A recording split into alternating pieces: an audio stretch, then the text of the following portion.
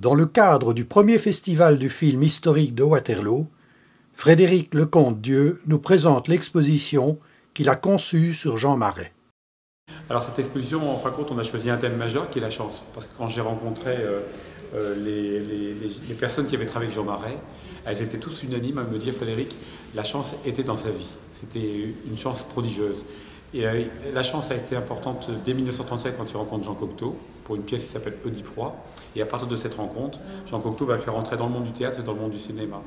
Et elle ne va jamais le quitter, parce que dans sa vie, il y a eu des moments très forts de bonheur et des moments de drame. Dans sa famille personnelle à Cherbourg, il a perdu des amis aussi qui lui sont très proches, la mort de Jean Cocteau en octobre 1963. Mais à chaque fois, avec cette chance, il a pu rebondir.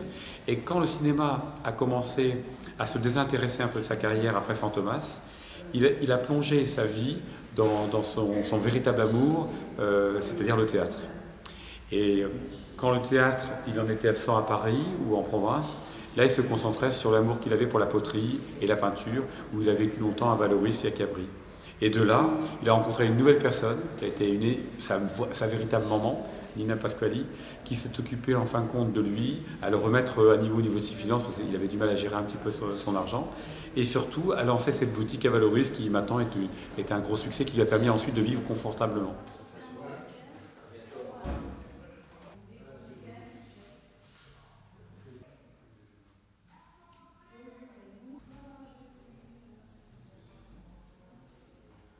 Alors, l'exposition ici, ça présente pratiquement une centaine de portraits, où en fin de compte, on retrouve sa carrière au théâtre, sa carrière au cinéma et sa vie privée, puisqu'en fin de compte, on le découvre également dans son atelier dans la Seine-et-Marne et dans ses ateliers dans le sud de la France.